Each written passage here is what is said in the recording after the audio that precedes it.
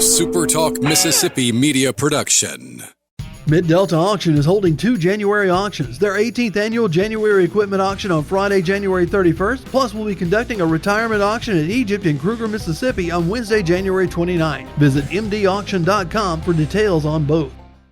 This is Gerard Gibert, and thank you for listening to MidDays here on SuperTalk Mississippi.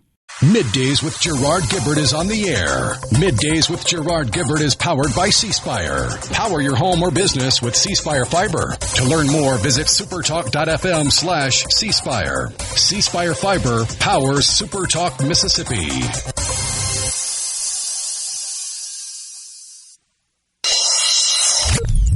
Get ready to go beyond the headlines and join a meaningful conversation with people from around the state. Hello. You're listening to MidDays with Gerard Gibert here on SuperTalk Mississippi.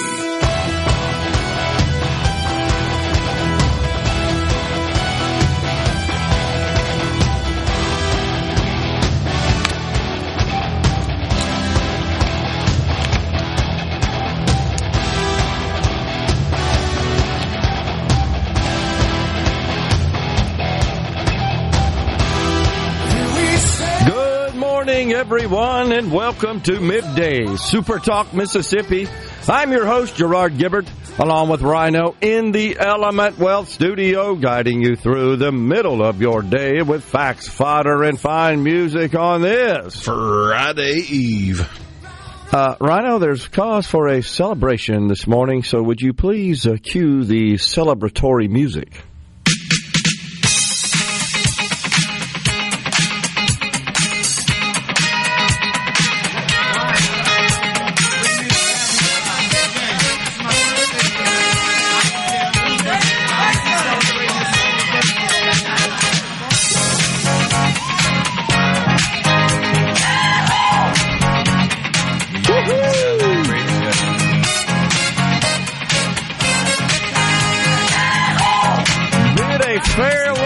Say goodbye.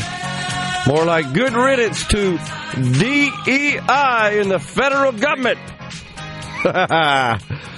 Oh, my gosh. This was just music to the old ears. And we had to, of course, celebrate with a little obligatory Kool in the Gang.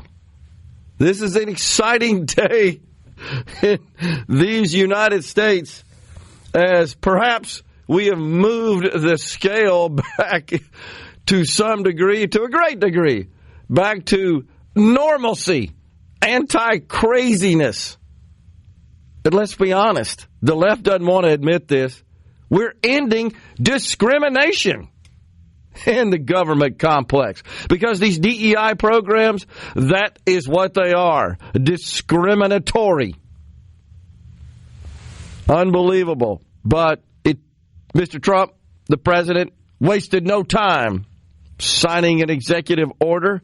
Some agencies have already removed their web pages on this topic. And that's what was so disgusting, wasn't it, Rhino? You go to any of these websites in the federal government, if you guys have ever done that, and even many private sector websites, and the splash page would essentially thrust upon you how great they are in DEI.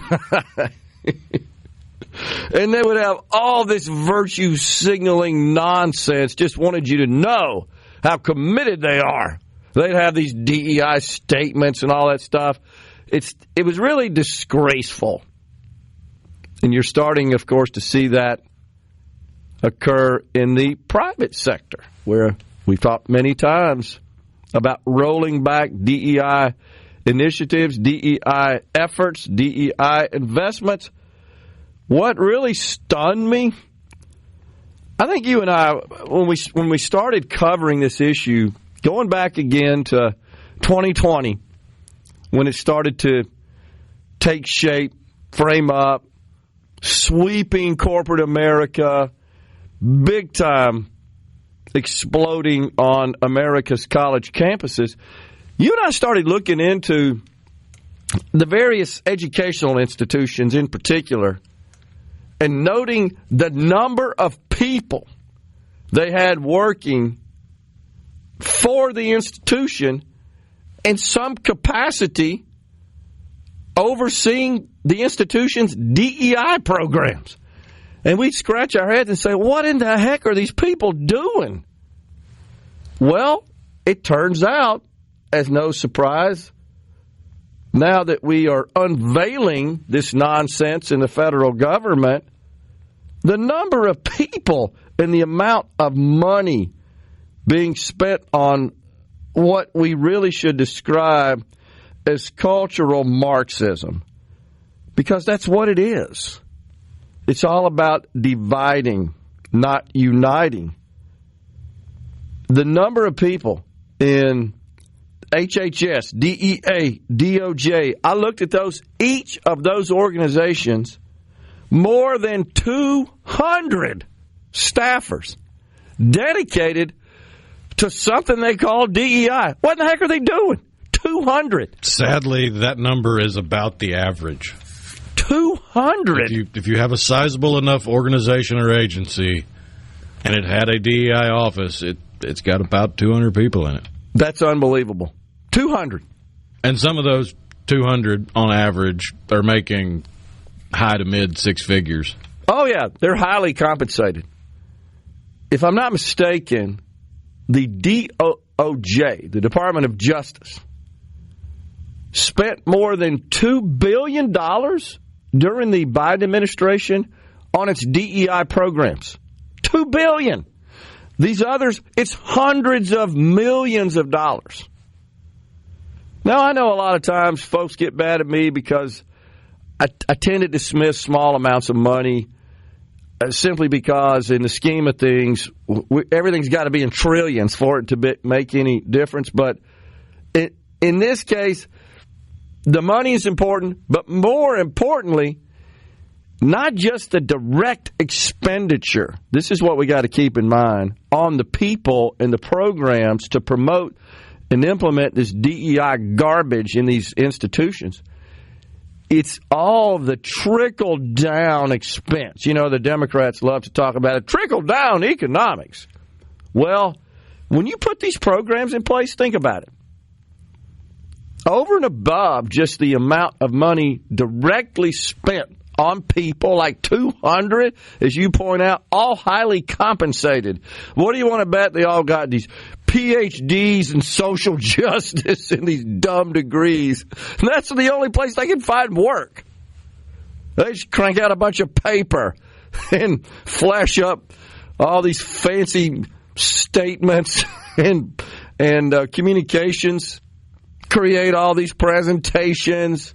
You're a racist. Who I really feel bad for with these DEI offices closing down all across the federal government? What's that? I feel bad for whoever has to interview these people for their next job because they are totally unqualified for any real job, and they have way oversized expectations on what they should be paid for their serious lack of skills. That is exactly right. Well, so interviewing them is going to be a nightmare. So I know you always like to preface statements with, it's almost like, so I'm going to say, I'm going to do that for the statement I'm about to make. It's almost like it's circular. Well, let's see, we're going to create these dumb jobs, and then we're going to go to the colleges and give them money to create the programs, to give these people some sort of worthless degree to be hired into those jobs. Is that a reasonable theory? I would imagine if you dug deep enough, you could find a few examples. The Federal Communications Commission rescinded an action plan promoting DEI and shut down the agency's advisory group. Please explain to me what the heck DEI has to do with communications and regulating the communications sector in this country. Well, I mean, you can't say anything that might offend someone who is perpetually aggrieved. So you have to find the proper words, the correct dogma to the religion of wokeness, so that you do not perpetuate the evils of reality. Oh, my gosh. Well, we could also say that the obligatory Kool and the Gang celebrate music could also apply to goodbye to remote work. You got to go back to the office. This is what's fascinating. Even Janet Yellen, the Secretary of the Treasury, whom we've been very critical of because she's just been wrong at every turn. And remember her making statements when she was testifying on the Hill about how important it is to consider DEI and climate change in running the Treasury Department. She's now saying, how many times have you heard me say, with respect to the IRS headquarters building in Washington is empty. Nobody in it. And their primary function, honestly, these office workers at the main location, is to investigate tax returns that are flagged by the electronic systems that say, you might want to take a look at this one. And when that happens, it's complicated because taxes, unfortunately, are ridiculously complicated. You can't do that in a vacuum by yourself. You got to have multiple people that understand all the nuances and all the possible policy and legal applications to a tax return. She even said today, this ain't working. I'm actually glad they're sending the IRS workers back to the office. Now she's admitting it. I would call that a small victory. We're coming right back today. It's Andy Berry. He's a senator from District 35 in Mississippi. And then Senator Josh Harkins will talk about taxes at 12:05.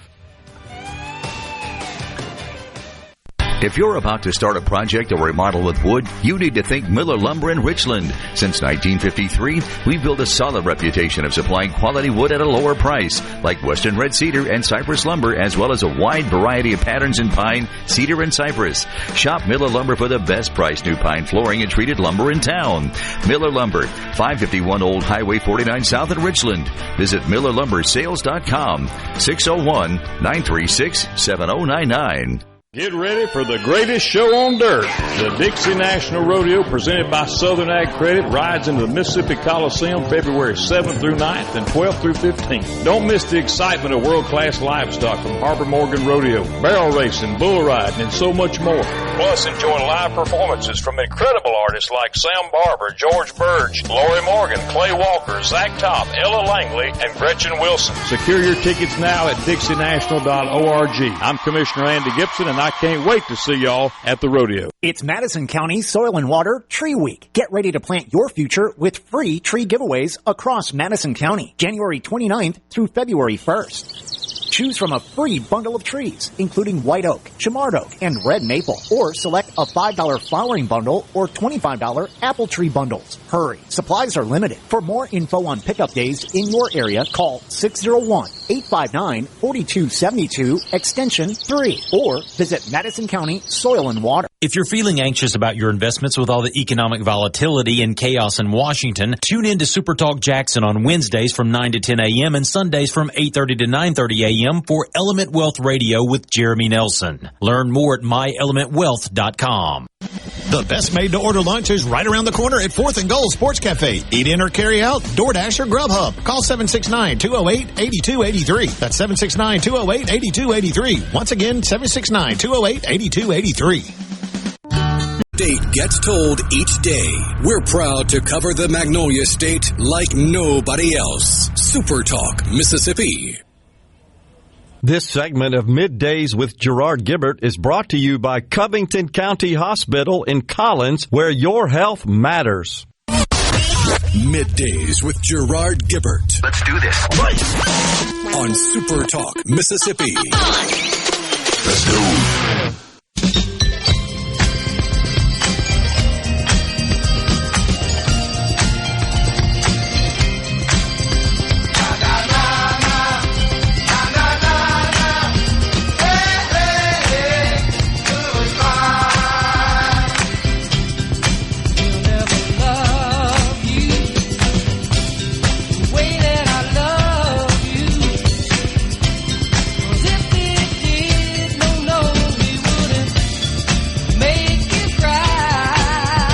Back in the Element Wealth studio Mo says, Gerard, what a way to celebrate my birthday. Happy birthday there, Mo.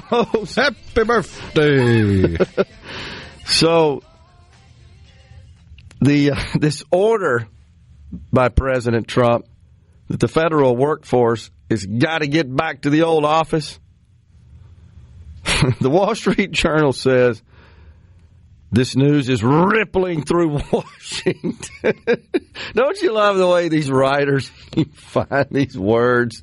And you're taught that, you know that journalism school, to find these descriptive words that kind of conjure up images of what's going on. It's rippling. Supposed to paint a picture with your words. Right. Yeah. Inside, and this is from the Journal's article, inside a number of federal offices, a sense of anxiety and confusion permeated the atmosphere as employees parsed a flurry of executive orders and memos handed down by the administration. Workers' unions rushed to shield employees from the changes. Like, you got to go to the office. Oh, my God. You know the mental image I got out of all that? What's that?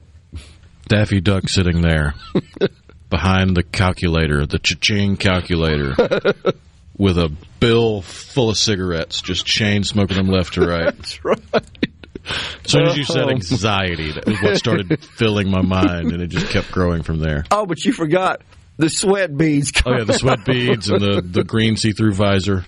That's right. Oh, you know, I'm laughing because it is ridiculous, honestly, that you're complaining about going to the office to work and be around others. Spoiled dang brats. That's what we got. It's sickening. But yes, Janet Yellen says the president is right in ordering IRS employees back to the office. She testified. When I saw this news, it led me, of course, to other articles that cover stories and related incidents from a while back, and I didn't realize this. Back in the summer, she testified before the Senate Appropriations Subcommittee, and she was questioned by none other Republican Senator Susan Collins from Maine. She's often criticized by Republicans because she'll peel off in dissent on many issues. You remember it was her announcement, I can't remember if it was Kavanaugh or Gorsuch. It was one of them that she was a holdout on approving. And when she finally announced, okay, yeah, I'm voting yay, because initially, you know, she said, I don't know. It was one of them. I know you're looking it up. But nonetheless, folks were going crazy. I think it was Kavanaugh. Okay. Folks were going crazy because everybody else was in the yay column, in the Republican contingent.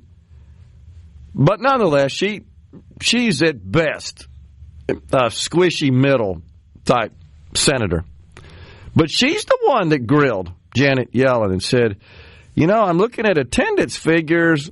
It says that the IRS is not meeting its 50% in-office requirement via an order issued in May of 24, just last year, less than a year ago. Of course, during the COVID era, everybody was sent home, and then everybody got fat and happy sitting home.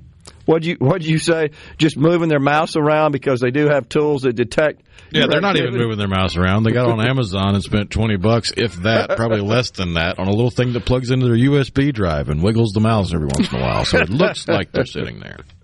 Okay, so I didn't even realize such technology existed. Oh, it got so bad that they were being used so much that companies hired IT people, white hat hackers, to figure out a way to see if they were using mouse wigglers. So the people working from home figured out ways to hide the fact that they were using mouse. It was cat and mouse back and forth for the entirety of COVID. Unbelievable. But yes, please tell me how you provide 100% productivity while from working from home. Oh, gosh. Well, Collins, again, she grilled Secretary of Treasury Janet Yellen, and Janet Yellen actually agreed, yeah, I think they ought to be back. Oh, man. This is interesting. And again, this was just easy. This was common sense. This wasn't like, we got to get a think tank together to figure out this policy. This is just easy. It shows how fragile the Biden administration really was. No doubt. Every bit of energy went into concealing his condition from the country, and they could not afford the pushback from the people that didn't want to go back to work. That's true. Who may have exposed him even more, right? And his administration and the cover-up, which was occurring. But you like to talk a lot about, it's all about the feelings. Do you get the feeling here that, okay, if we ask these people to go back to the office, it might hurt their little feelings, right? And then it'll blow up in our face, yes, and we'll have to talk about why we don't care about them. And exactly. Oh, man. Gary in the Berg says, don't hire someone because of their race, but hire the best despite what race they are. Absolutely. We agree, Gary, and it's just amazing that we have, again, slid the scale back towards normal and away from crazy. And there, is it Al Sharpton? He's absolutely going nuts, right, about this. He is so unhappy about this. And it's intriguing to observe. He's just losing his mind and insinuating if we end these DEI programs, it's going to be, we're going to see more racism. And no, it's quite the opposite there, Al.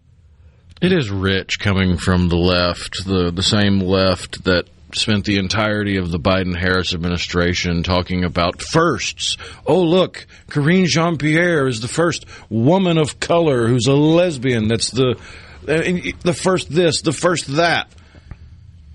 Yet crickets for Usha Vance.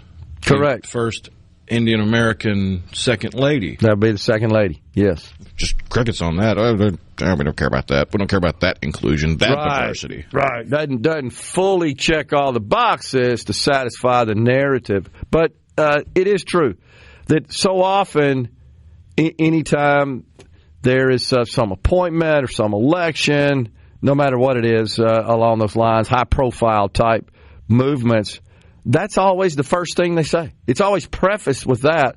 In fact, they don't get far beyond that. And if you're that person, and that's the news, that's the announcement around an appointment, an election, a hiring, I don't know, a confirmation of it, like as a Supreme Court justice. And that's the essence of the announcement, is something that you didn't have anything to do with. Your race, your ethnicity, your gender.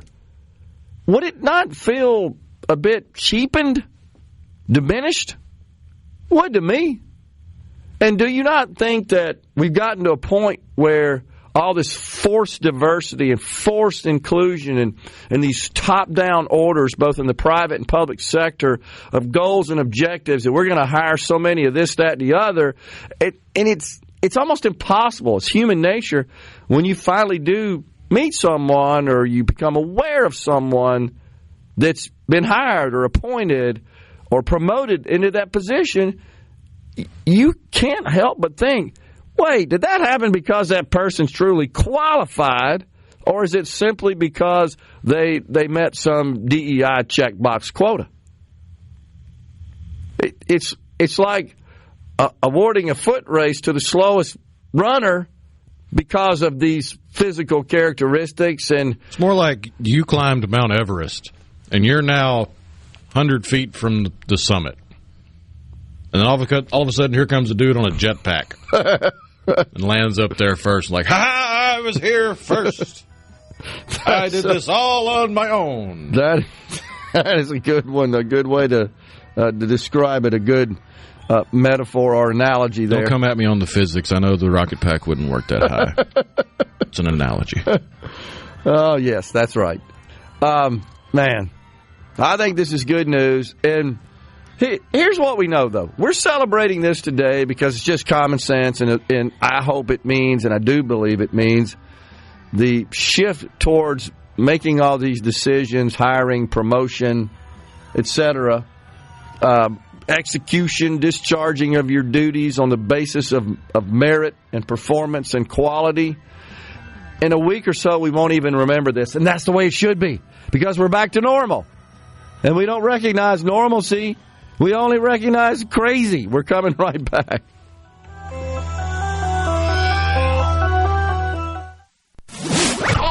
Middays with Gerard Gibert. It is on SuperTalk Mississippi.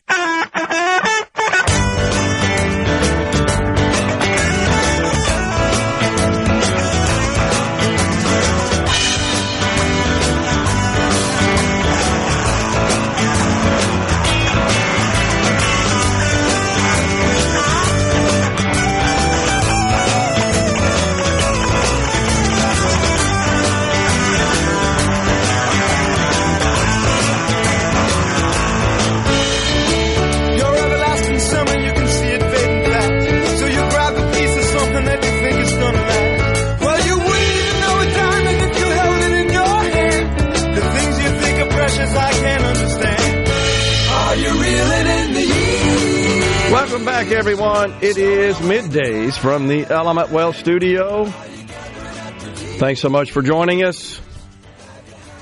I love the feeling of common sense. Colby from the Hill. Man, yeah. And that's just all we're doing here. It's not like that all these orders are just, wow, why didn't I think of that sort of stuff? It's just, no, the prior administration was heavily influenced, of course, by a bunch of radical wackos. And that was front and center and drove policy under Joe Biden. And now, of course, we're learning from the Speaker of the House, Mike Johnson, that he didn't even know he signed an executive order that banned the sale of LNG to Europe. I think initially, Rhino, he even said something to the effect, no, I didn't do that. And the Speaker had to correct him. That's sad. That's a pretty major deal, especially when there's outcry across the nation over the high price of gas and energy in general. I mean, that's not like some obscure issue. Everybody. I could understand if you're signing all these orders and you're being advised by your inner circle, and when they explain it to you, you read it a bit, you've had your people review it, and they say, yeah, this is a good one, and you don't remember all the details of everything. I get that.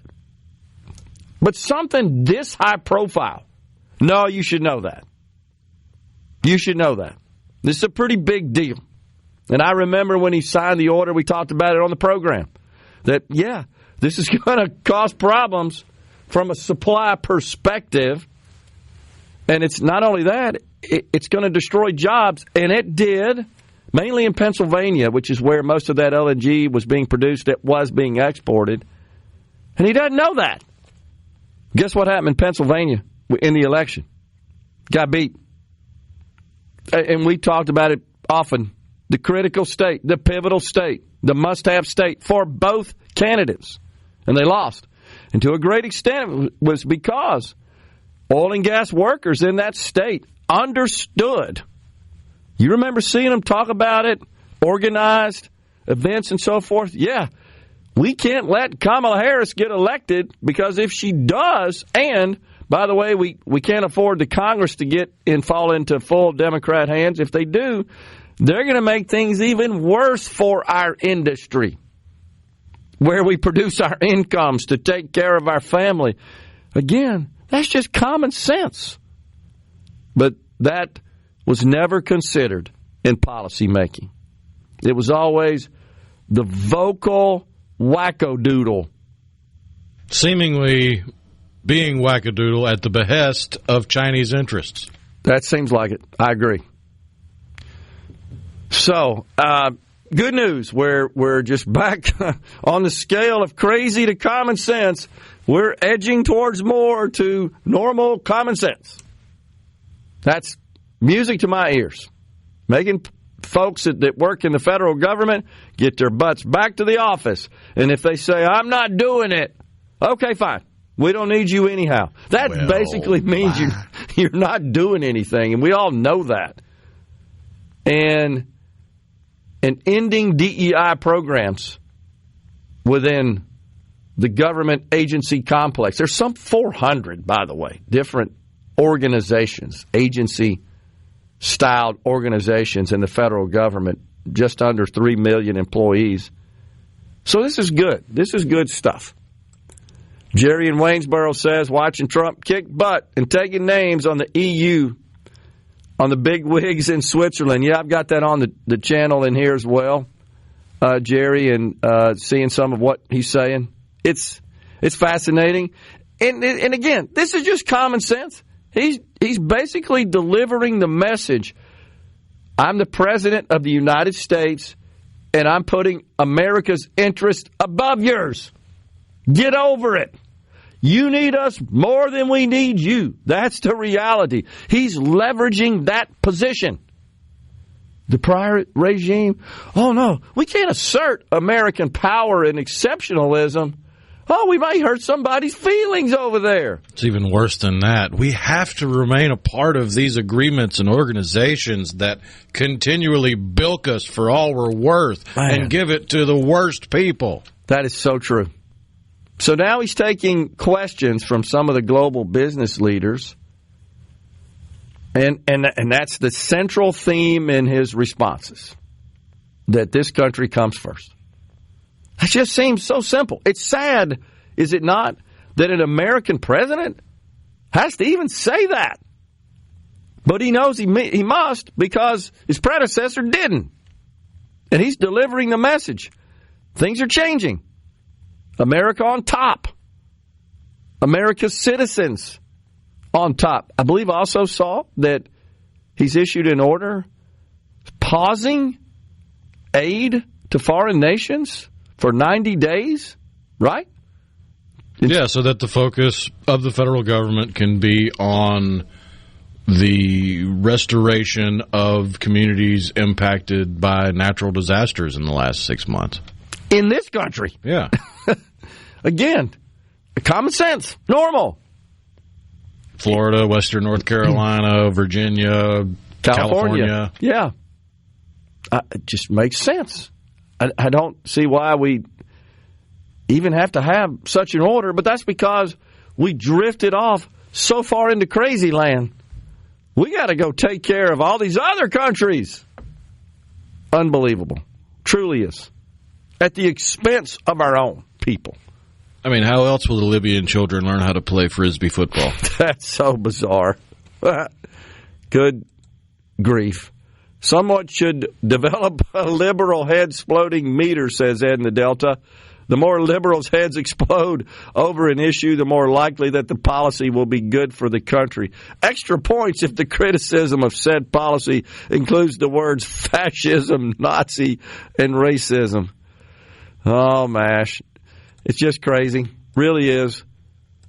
On the C Spire text line, Paul, the voice for Mississippi, will truly be missed. Praying for the family. No doubt about it. We have lost an icon, a giant in the broadcasting world, and just those who love the state of Mississippi, you'll find no one who loved it more. Incredible. Well, let's see what else we got. Keith and Baden, what about DEI in our colleges? Morning, y'all.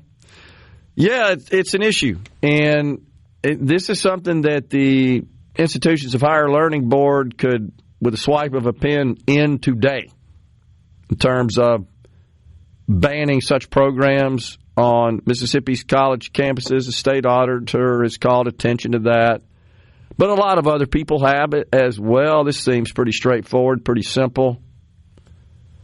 You know, I've talked a lot about the preferential treatment in government contracting that is well entrenched at the local level. I don't see it that much, if at all, at the state level, but at the local level. And attempts have been made to ban that through legislation in the past to no avail. I was informed a couple of weeks ago, Senator Angela Hill has introduced such legislation again. We'll see where it goes, which would ban that practice. I applaud it. I think it's consistent with what we're talking about today, which is banning DEI. Remember, Rhino, the Supreme Court struck down affirmative action a couple of years ago. And it wasn't too long ago. During the Biden administration, they said, look, you can't do that on college campuses if you're receiving federal money because that, in effect, is discrimination. Even the Supreme June Court. Of 23. Okay, a couple of years ago, a little less.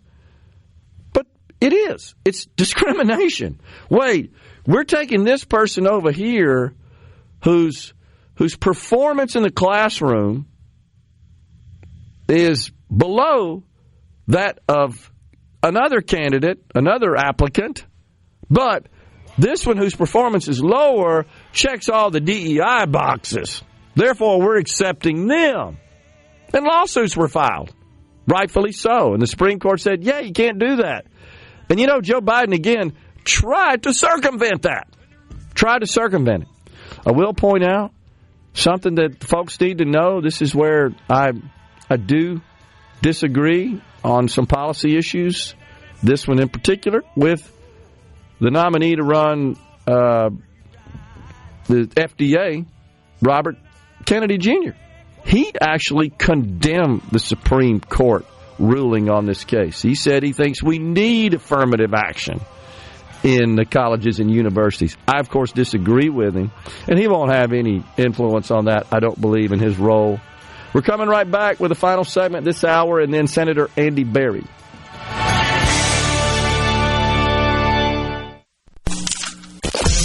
Are we going to do this? Middays with Gerard Gibert. Keep rolling. 3, 2, 1. On SuperTalk Mississippi.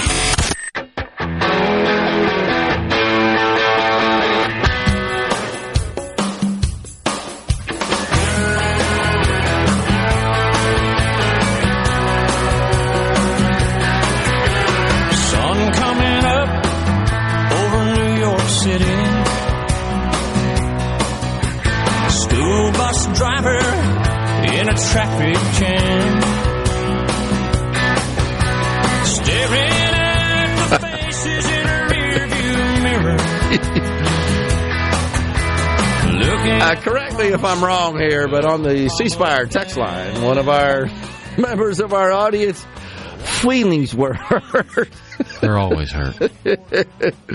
That's not what we voted for. This is from the text line. DEI, we voted for lower prices on eggs and milk.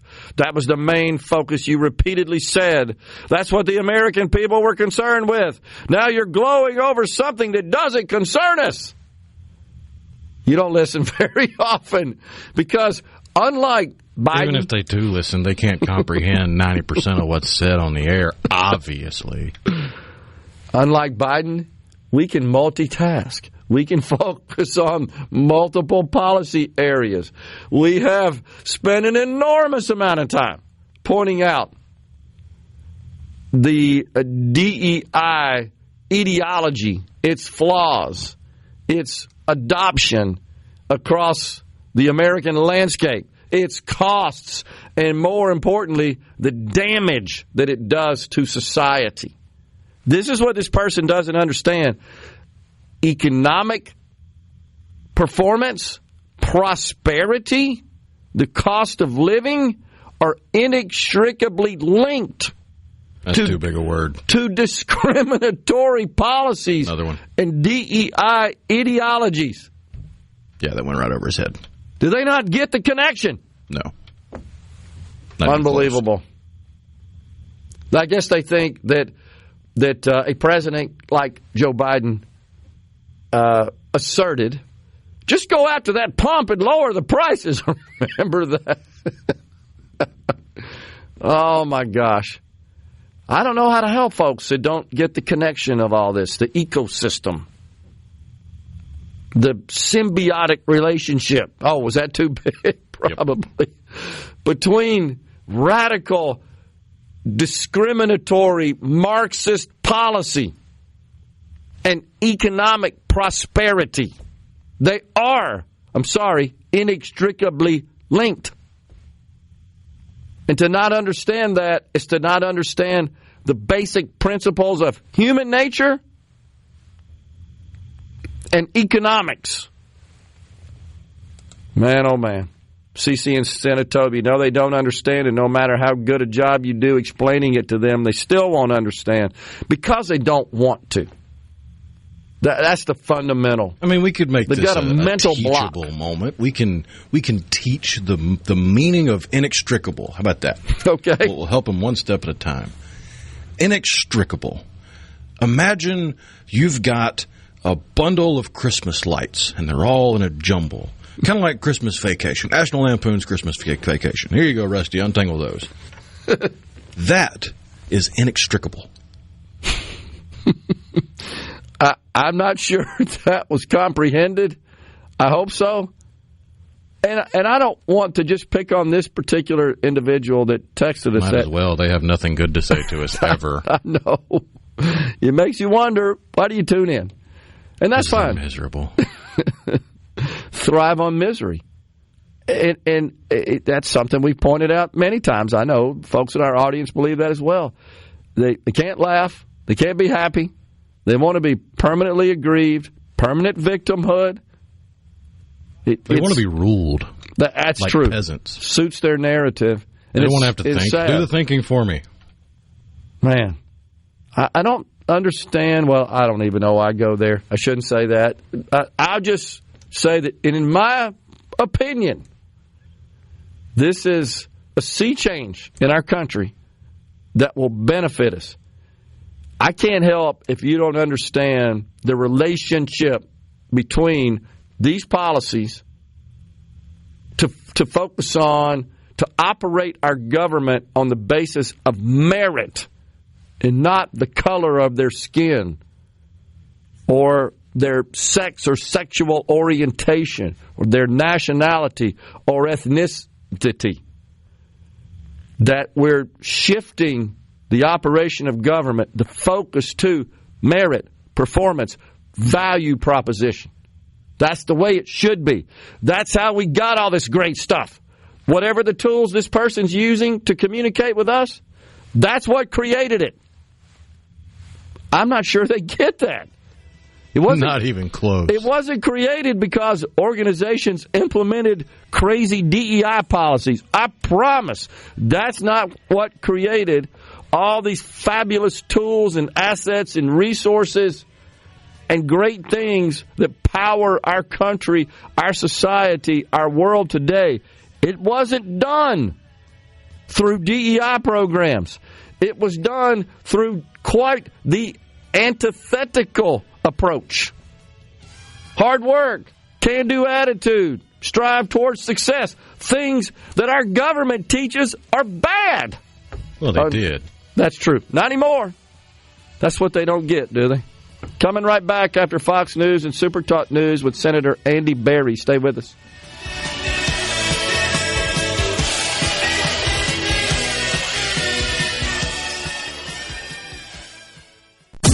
Middays with Gerard Gibert is brought to you by the Mississippi Business Journal. Visit msbusinessjournal.com. Scott Coopwood, publisher. Welcome to the show that challenges you to think deeply, and look beyond political posturing. You're listening to Middays with Gerard Gibert here on SuperTalk Mississippi.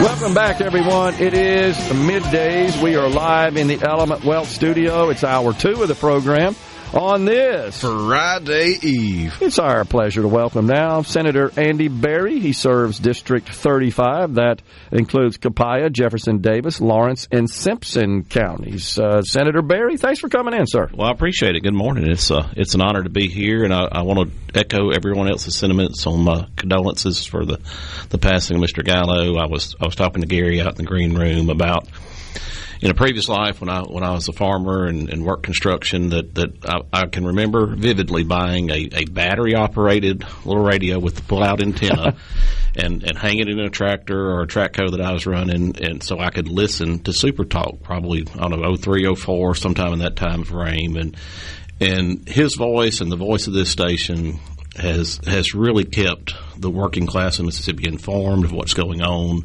and just appreciate all that y'all have done and that he did through his career to help just have the issues discussed. Well, thank you very much for those kind words, especially about Mr. Gallo. And there's no doubt, and he took that as a responsibility. I mean, he felt like it was truly his mission. His responsibility, as we said, to inform the people of Mississippi and keep them abreast of the important issues so that they can make decisions about their lives and candidates and just understand what's going on and making sure people were informed. You guys do a lot of work down there in the Capitol, and of course in today's world, a lot that goes on. In today's world, we have these online tools that are really good about tracking everything that goes on, but you got to take time to sit down and sift through all that and parse it. And that's what Paul did so good. He would do that, and then he would share particularly in those early years where the internet wasn't so readily available to see that, and the hearings weren't online, the sessions weren't online. That you weren't able to keep up. You were just, you were dependent upon at that time the radio really to keep you up to date of what was going on. So we appreciate that. Yeah, got it. All right, so I could a little bit there. Move your mic. Yeah, okay, there you go. Sorry. Is that good, Rhino? Yeah, good. Thank you. Right. So, no problem. So, you guys have been in session now. Are we in week 3? I can't even keep up with it. I have lost count. Is it week 3, Rhino? I think it is. Week 3 or 37. It's all about the same right now. Lots of bills have been filed. There are. And on both sides. And you guys are busy. I think the big one that's getting a lot of attention, you're well aware, in the House is a bill that would phase out the income taxes in the state of Mississippi. That has passed the House, been sent over to the Senate. We have been advised by Senate leadership. Senator Briggs Hobson was on with Richard Cross, I think it was yesterday or day before, but he informed that the Senate's working on their version of that. Are you involved in any of those efforts? Have you been informed of what to expect? Not in the high level. Lieutenant Governor Hoseman named a fiscal policy study committee back last summer. Yeah. And I was fortunate enough to be a part of that. And so it was not only looking at the taxation part, but also core function of government, responsibilities of what we have to do and pay for from a government. So if you cut taxes, you're going to have to cut something else. You've got things you've got to pay for. Transportation is always an issue that we've got to look out for. Education, and so we were just trying to look at that, and we had a hearing or two to hear from the different agencies and experts about if a cut here, what happens there, and just kind of how the revenue looks, the forecast. And so I've been involved in that part about it. I have not involved in the drafting on the Senate side as of yet, but I know that that's going on, and I think I heard yesterday that they're getting pretty close, so I would expect to see something in the next week or so. Okay. Well, we are scheduled to have Senator Josh Harkins. Of course, he chairs the Finance Committee. He's the tax man. He is the man. Yes, sir. He's coming on later on in the program, and I'm sure we'll break that down. So tell the folks about your background. You are a farmer, yes, right? Yes. So I've been here before. I represent the cattle producers. I still work for them here in Mississippi, but I'm a cattle farmer. I was yesterday morning in 11-degree weather. I was on the side by side at 6:30 in the morning checking cows that were calving. So that's kind of my. I tell people I have night and weekend visitation of my cattle herd. I've got a daytime job with the Beef Council and the Cattle Association. Then I've also stepped into politics and was fortunate to represent our District 35 up here in the Senate. So it's a busy life, but I'm very fortunate to be able to do all the things that I do. Yeah. Well, and I know you've been on the show before. You were elected to serve in the state Senate, we've talked about your advocacy and your responsibility there with the association. The lieutenant governor was on a couple of weeks ago. I'm not sure if you caught that interview, and he was talking about the challenges to our agricultural community and just getting financing to get their crops planted. Well, agriculture is facing a huge challenge. Actually, this morning, the Ag Committee, which I'm vice chair of, we have a new committee chair with Neil Whaley from Marshall County, and all the turnover when Senator Branning left. Yeah. He moved over to agriculture. So we had a hearing this morning, and we heard from a lot of experts about the condition of our farmers, and particularly our row crop farmers are struggling. The cost, their inputs are so high. They've had great yields, had favorable weather this past year, but the commodity prices are just not conducive with those input prices to make out a profit. Senator Hyde-Smith, Representative Kelly were instrumental in getting a bill passed right before Christmas, spending to give some relief to the farmers, but it's not enough. It's maybe a third to a quarter of what they need to come out even whole from last year. So what we know is that a lot of our ag lending institutions, our people that lend, not just the ag institutions, but those that lend to farmers, are going to struggle to provide the credit that these farmers need next year to plant another crop, because commodity prices just haven't changed, and the input prices continue to surge. And so, one of the slides this morning that I thought was particularly striking, we had an accountant that really kind of helps manage a lot of different farms, their books, and he did a sampling. He had a fairly large sampling size across Mississippi. And when he extrapolated the farms that he managed to the rest of the farms, it's somewhere around a $550 million loss in agriculture this year. And so we were sitting in that committee room, and it struck me that a year ago we were very excited, and still are, about the battery plant in Marshall County that we proved. That was a $2 billion investment in Mississippi. Well, here we are talking about a quarter of that lost in agriculture in 1 year. And so it's mildly concerning about that, and really across all agriculture. When you look at the input costs that are there, everything has just skyrocketed. Cattle may be the one thing that has kind of a shining star in terms of commodity prices right now, but it's been just the opposite of that for the last 10 years, and it's through the cycle. It'll cycle back to that sooner than later.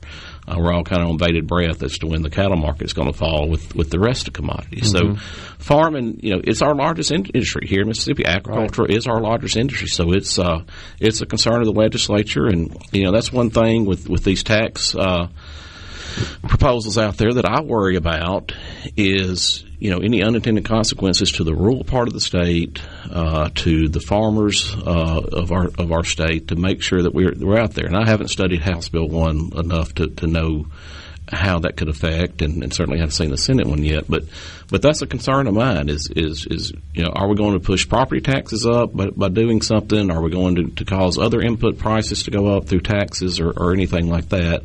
Is something that we've got to be mindful for. Sure. Yeah, I ran into Senator Whaley in the hall a couple of weeks ago, and this was like the day after I interviewed the lieutenant governor when he was sharing that information about the plight of our farming industry. And I said, I'm worried about the farmers. He was running real fast, as he always is in the hall. He says, we're working on something. So we are. And we've got some sections pulled. We don't know what the answer is. We're going to probably have a hearing again next week and try to pull something together with that. We've got some time, I believe, to make something happen. Gotcha. But, it's concerning, and it's something that I think is flying under the radar that a lot of our population just doesn't understand of how vital our farm economy is. I use the example all the time. You drive through the Delta, and there's a lot of communities where a vibrant town used to be. No doubt. And now there's not, and that's because the farms have gotten bigger. They don't need a lot of these smaller mom-and-pop shops that they used to need. And so we want to make sure the rest of the state doesn't do that, and we keep our rural communities as healthy as possible. Okay. Anything else you're working on? That's the main focus right now. We're trying to got a lot of my cities and counties need some help. I've got a couple constituent bills that were requested filed, but those are the big issues right now. Is trying to make sure our agricultural people stay healthy. Gotcha. Senator Andy Berry represents District 35. Has been our guest. Appreciate you coming on. Thank you for having me. Thanks a lot. We're coming right back in the Element Well studio.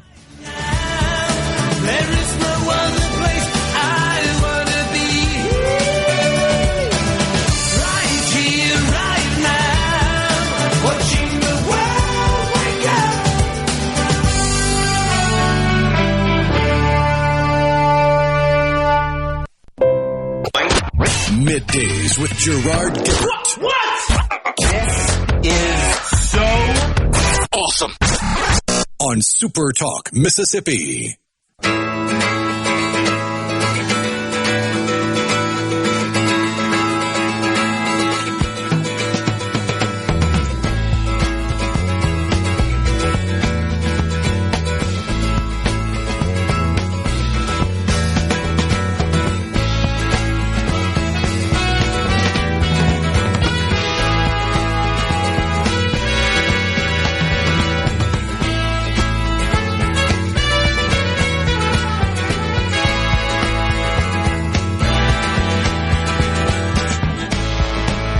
I'm with you. It doesn't matter where we are or what we're doing.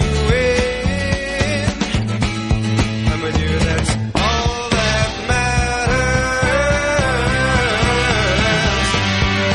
Time passes much too quickly when we're together. That's the great Robert Lamb, the lead singer of Chicago. That's a great tune there. Beginnings. I wish I could sing it to you. Danny Seraphin on the drums.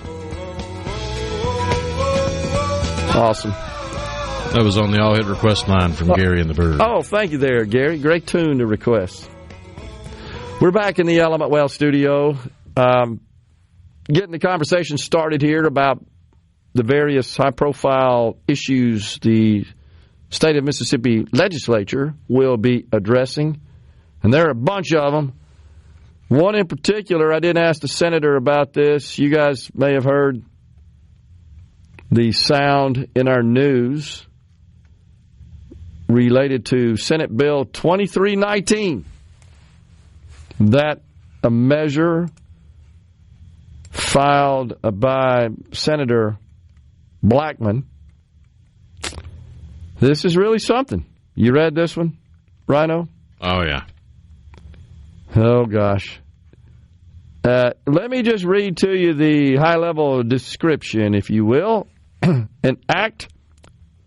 enact that, it should say, oh, no, pardon me. I got it right. An act to enact the Contraception Begins at Erection Act. Oh, gosh. And essentially, this would impose fines. $5,000, $1,000, $5,000, $10,000 on first, second, and third offenses, respectively. And this legislation would prohibit the discharge of genetic material. You can kind of figure out what that means. And so there would be criminal fines imposed if one discharges genetic material without the intent to fertilize an embryo. So I think that would be referring to the act of a male engaged in self-pleasure, shall we say? That's one reading of it. Can you think of another way to describe it? Another reading of the same bill would also include any menstruation. Okay, that's true. That's right. That's genetic material. That's discharge of genetic material. I don't know what the heck the senator's thinking about here, other than is this just trying to thumb the nose at the pro-life movement? That was the first reaction I had. An asinine attempt at a protest bill written by someone who obviously didn't have much forethought.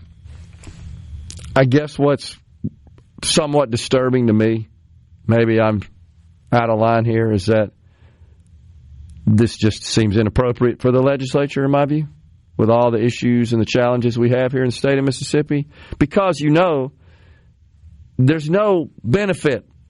I can't see any benefit to society of this legislation. Again, I may be old-fashioned. I think that bills measures that are considered by our legislature for enactment, there should be some underlying benefit to society. Should be a value proposition. That's what we do in business. Or at the very least, the author should have thought through the second and third order consequences of said bill, which I don't think was the case here. Oh, there's no doubt. And I haven't because it's thought very through that. obviously designed to penalize the ejaculation of genetic material. But it's written so sloppily in legalese that you and I, who are lay people, we are not lawyers, can find an alternative understanding and reading. It's just, like I said earlier, it's asinine. It's totally rooted 100% in politics. It's making a political statement. And lawmaking, in my view, should not be focused on, and measures should not be drafted and filed exclusively for the purpose of making a political statement. It seems to me that perhaps we ought to be more focused on deadbeat dads who engage in the act of sexual intercourse and then cannot be found after they have impregnated the female partner in the act, who then says, I don't have a father or a way to pay for this, I want an abortion, right? And that's essentially what much abortion stems from in this country. And if they carry the child to term, something you and I have discussed countless times, then they got a situation where they really don't have the means to take care of the child appropriately. And the child is perhaps raised in a single-parent, fatherless household. And we're certainly not suggesting that guarantees a bad outcome, but it dramatically increases the probability of it. That is well documented. That's been studied for decades and documented with evidence. It's what they call evidence-based data. This fits the bill there. This isn't got a couple secret. Folks on the C Spire text line pointing out another reading of the bill, which I imagine if this bill had been dropped by a Republican, the Democrat-friendly press would take this angle on it, because it does seem to be anti-LGBTQ plus SRTUVXYZ. Yeah, that's true. Never thought about that. It's a very anti-gay bill from a Democrat. Yeah, that's a good point. Because should they feel shame? Yeah, you ain't fertilizing an embryo in such situations, right? Well, and again, that's what happens when you just want to go out and make a political statement, and you get the Senate lawyers, the bill drafters. You know that. That's what they do. Just so you guys will know, I've seen folks on social media literally think members of the legislature personally write the bills that have their names attached to them. I mean, some do more work than others, but yes. Well, agree. But you're also aware that they have to fit certain legal formats that most of us that aren't lawyers, and especially drafting lawyers, because that's a specialty within being a lawyer. It's no big deal. All I'm saying is, when you rush to get something out there, because you got the deadline for these kinds of bills, and you're just trying to make a political statement, you end up with these sorts of holes and shortcomings and unintended consequences, right? That's the terminology used. Nonetheless, I find it outrageous that with our farmers in limbo as to whether or not they're even going to survive, this is what we're worried about. That's crazy. But that's, I guess, where we are in this country, sadly. Wow. I'm surprised this hasn't gotten some national attention just because of the absurdity of it and the salacious content. You could argue it's somewhat salacious. Someone said, how would it be enforced? Well, that's irrelevant. You know that. This wasn't done for the intention of truly cracking down and arresting people and citing them and collecting money. That's insane. That's not going to happen. I fear we may have fallen into a trap. What's that? Because it's so poorly written. It's such a asinine idea that it very well could have just been a cry for attention. Could be. Senator Blackmun just really wanted some attention, and we gave it to him. It could be. I guess so. You're right. Well, I thought about it, honestly, and was a bit reluctant, but we had a couple of questions on the text line, and then it's on our news, and at that point I said, okay, well, I'm not the one breaking it here. I would say, if you're okay with it, I'm done with this measure. It doesn't need any more attention. We're coming right back. We're going to dig into taxes a little bit more because we got Senator Harkin and school choice. We had a couple of good questions on that. We're in the Element Wealth studio again today.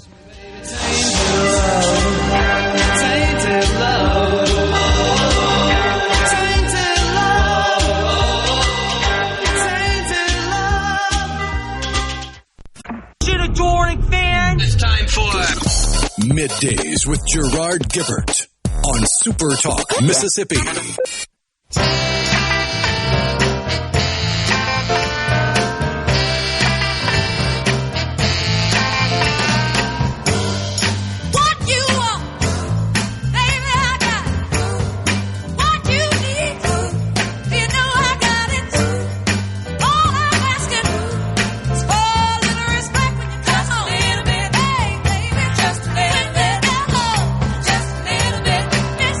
That'd be the Queen of Soul there.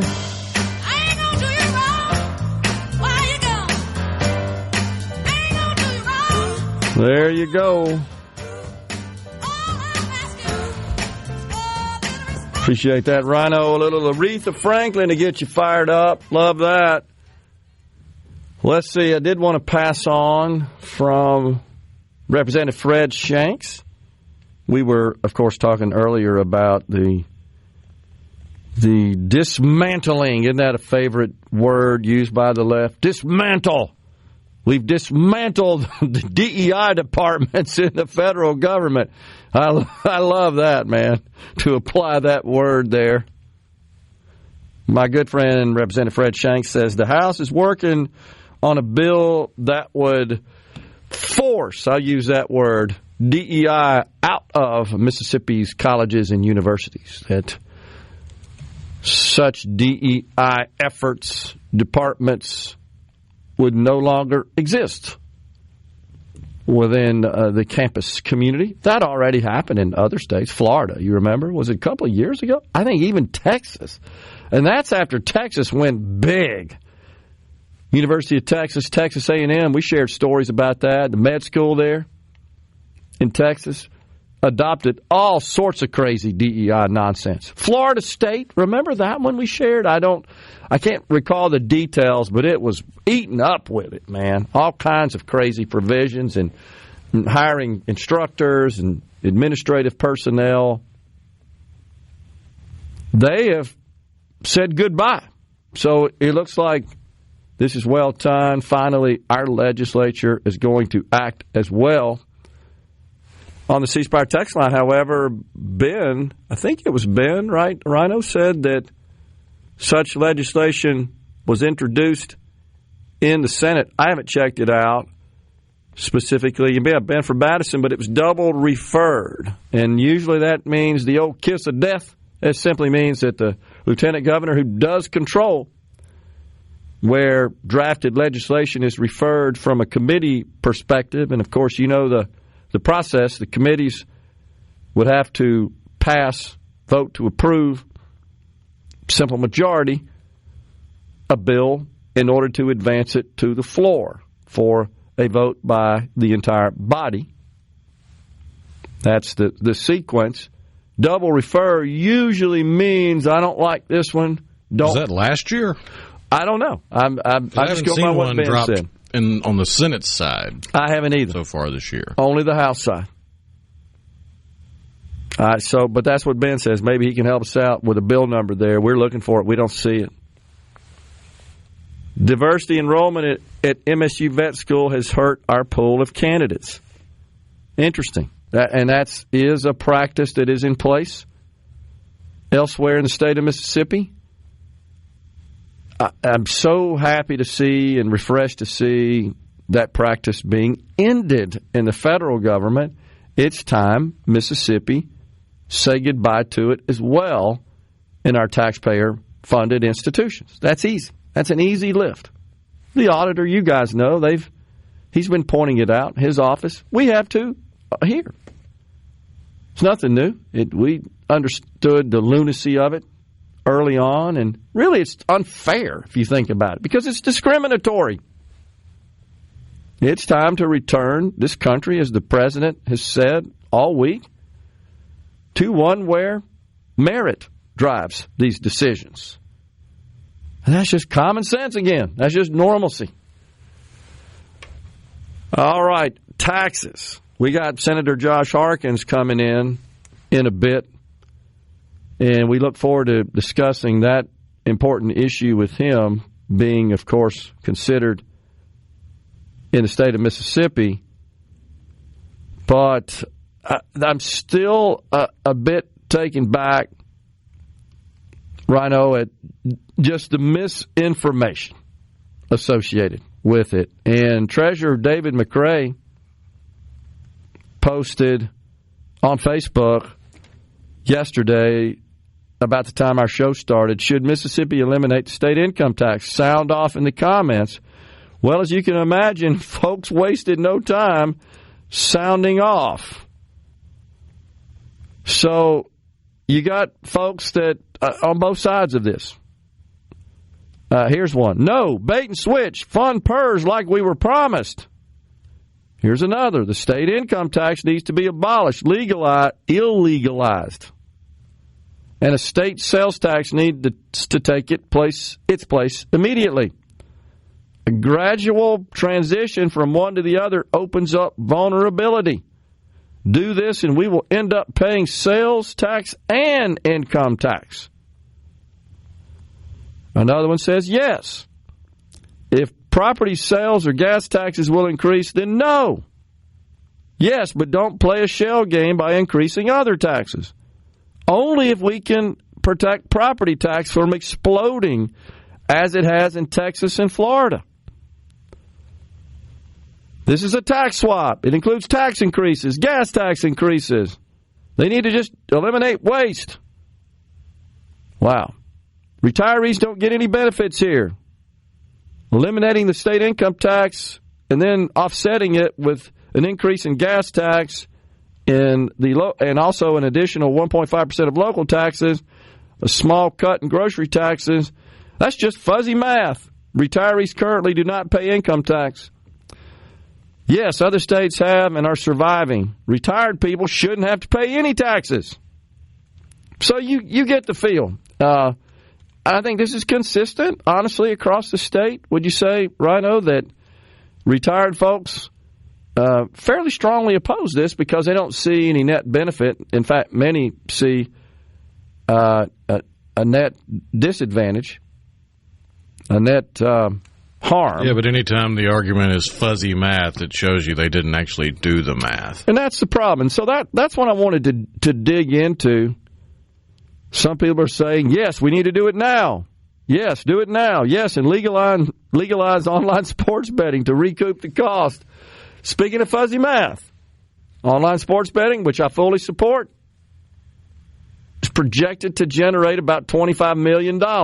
Eliminating the income tax, it's only $2.2 billion. Why can't people do that math?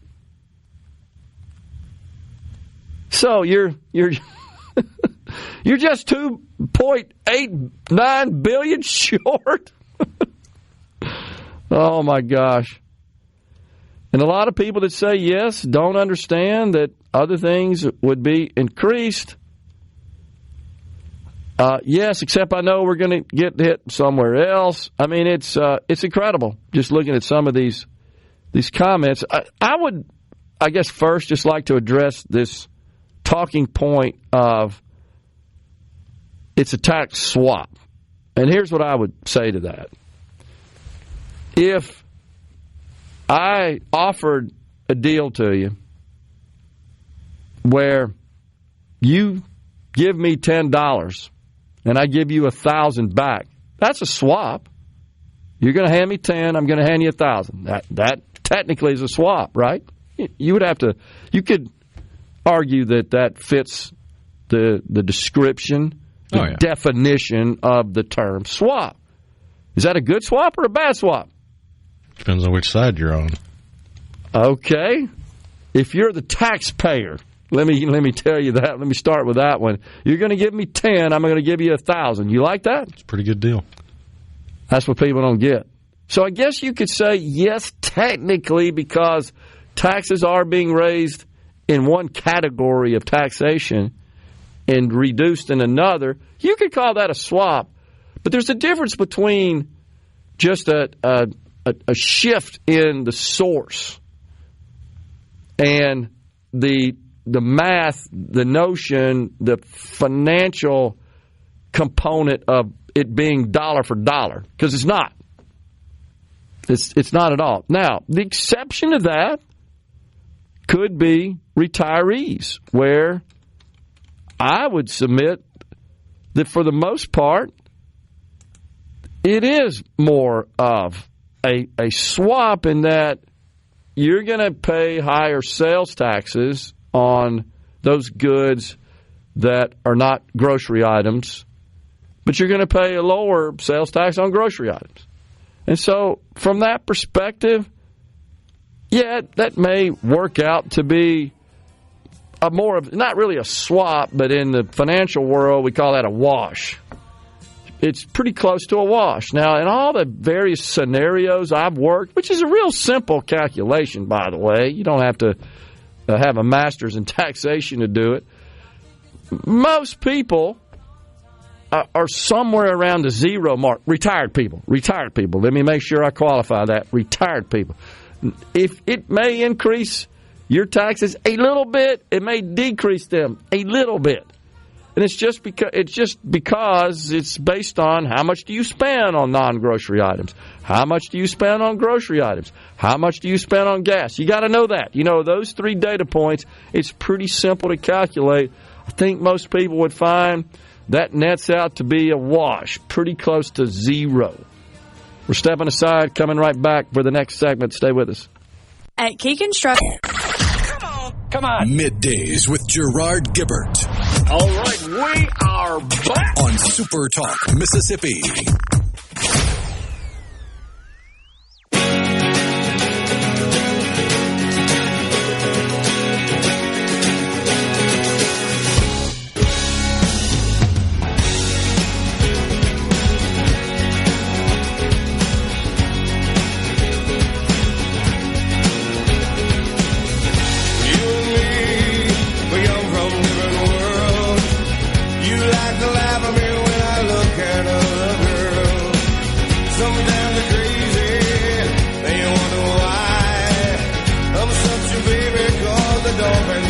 Back with you in the Element Well studio. Lots of questions coming in. Good engagement on the C Spire text line. Going to try to get to those. Again, Senator Josh Harkins joins us after the news break at 12:05. Does the excise tax stay on gasoline with the sales tax? Yes. So the goal here, that's 18.4 cents a gallon, I think, Rhino? Sometimes I get conflated between the 18.5% diversion to the municipalities from sales taxes and the 18.4 cents excise tax per gallon. Yeah, the answer, 18 cents per gallon tax, and then there's a 0.4% for environmental something. Okay. So that's 18.4. The 0.4 portion is dedicated to some other purpose. Correct. Okay.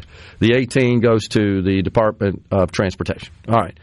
So, yes, it's this would be an additional 5% sales tax. So if you buy $100 of gas, $5. It's not a per gallon levy. It's just like regular sales taxes, standard sales taxes. It's a percentage of the purchase. Everyone, including greedy retired people. Way to go, Thomas. Spend more on groceries than gas by at least 4 to 1. The cut in the grocery tax will more than offset the gas tax and sales tax increases. Thomas, you're not in the sales business, are you? You see what I'm saying there, Rhino? Look, you can't blame retired people for expressing their objections here. I don't whatsoever. I get it, but I will point this out. Retired folks already in the state of Mississippi have a great deal. They don't pay any income tax. Now, I'm not prepared to argue the merits or the problems with that. It's just that's where we are. So if your goal, which is the legislature's, certainly the House's goal at this point with this legislation, is to phase out the income tax, it's the old naught times naught equal naught. It doesn't help you if you're not paying income taxes. And I understand they're coming forward and saying, yeah, but I'm going to have to pay more sales taxes on gas, a new sales tax in that case, and an additional layer of sales taxes on non-grocery items, and I'm going to incur a decrease in the sales tax on groceries. Everybody's situation's different. You don't know that, Thomas. How many retirees have you actually gone out and talked to and had them share with you their actual expenditures on groceries, on non-groceries, on fuel? I have. I've talked to them. And that's why I shared earlier in the program, after doing several cases, most of them are around the zero. Very, very little change. And that's when they come back and say, well, what's in this for me? Because that's human nature. Everybody thinks about what's in this for me. But to refer to them as greedy is crazy, is ridiculous, is the way, in fact, to alienate people who you want to support what I believe is good tax policy. He says, would you stand opposed to a tax bill that was a positive for the citizens of the state because it didn't specifically benefit you? I just told you. I've said on this program right now, in the past, and I'll say it again right now, that my tax bill would actually go down at the federal level if the tax cuts weren't extended. And that's because of the SALT cap. I'm unusual in that I fit into that category. However, I don't think you could find anybody in the state that's been a bigger proponent and sounded the alarm more about the negative consequences of not passing and extending the Trump tax cuts. Does that answer your question there, Thomas? I'd happily forego the moderate savings on eliminating the income tax in the state of Mississippi to get this legislation done. I've had people, Rhino, accuse me, you only support this because you just want your tax bill to go down. That's crazy. No. That's why I support it. And that's fine. That's great. But, no, I support a plan that is responsible, methodical, and financially viable to eliminate taxes and the tax burden on Mississippians. But in particular, I do support the idea of reducing and, more importantly, fully eliminating the taxation of income. Income is essentially taxing work. Yeah, I completely support that. But I also recognize it's got to be done in a methodical, responsible, tenable fashion. Simple as that. Oh, Thomas, you're so ridiculous with it. What's in it for me is greedy. You don't understand humans then, man. We're coming right back after Fox News and SuperTalk News with Senator Josh Harkins.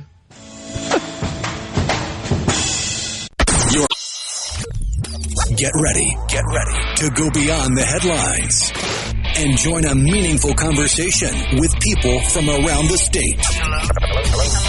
You're listening to Middays with Gerard Gibert. here on SuperTalk Mississippi.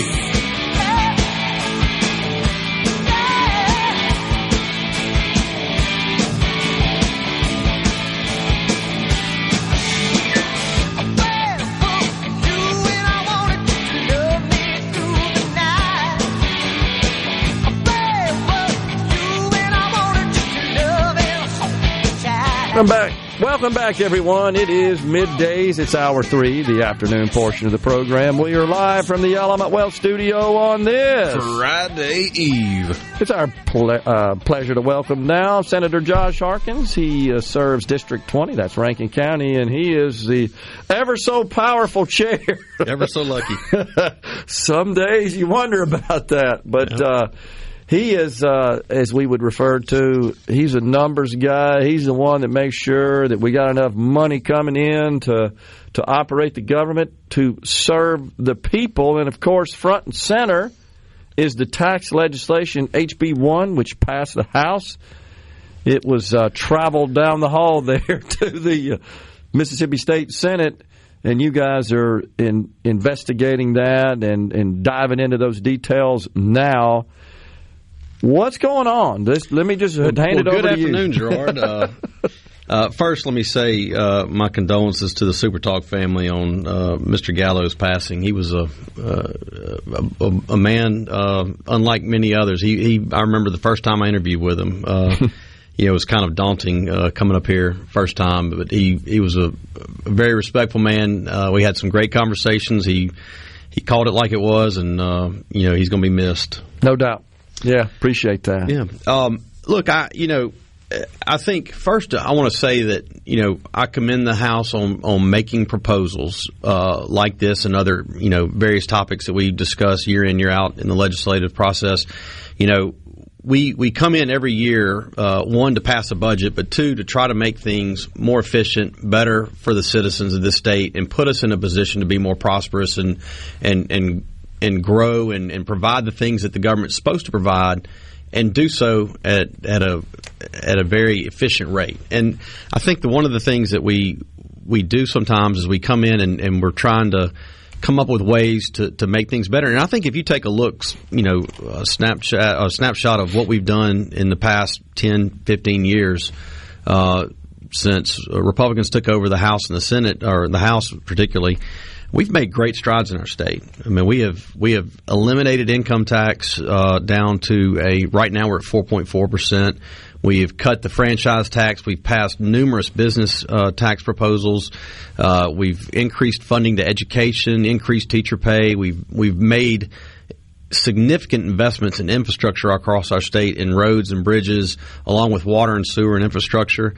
So we have done a lot of things over the past 10, 12 years, I think, that have put our state in a better place. And I think you're seeing the fruits of that by the economic activity we've had in our state, the businesses that are located here, the huge announcements recently, last year with the SDI in Columbus, the Amazon Web Services, the battery plant in North Mississippi, the battery plant that just located over in Meridian. So I think you're seeing significant capital investment in our state because of the steps we've taken over the last 10, 12 years. And we've done so in a responsible manner, and it's paid off. I think what we want to do going forward is continue that trajectory of being responsible and making the cuts where we can, and making the investments in our state where we need to, and doing that is, it's a two-sided coin. There's unfortunately, I don't get the luxury of just looking at cutting taxes. I have to balance the budget. I have to work with what's left on the other side of the coin to provide the services that the citizens of the state expect and want to be need to be performed. And so anytime we're looking at tax cuts, we look at ways to kind of give a little bit back where the burden is not so much on the citizens of this state, but all the while maintaining our education funding, maintaining our roads and bridges, maintaining the things that our citizens expect out of government. And so it's a double-edged sword, and it cuts both ways. So we're studying it hard to make sure that we're doing things in a prudent, responsible manner, because the last thing we want to do is come back and have to upend everything because we took off too much, or we didn't think about certain things. I mean, there were decisions made in the 90s in the 80s. The 87 highway plan. Great plan, great idea, didn't index it.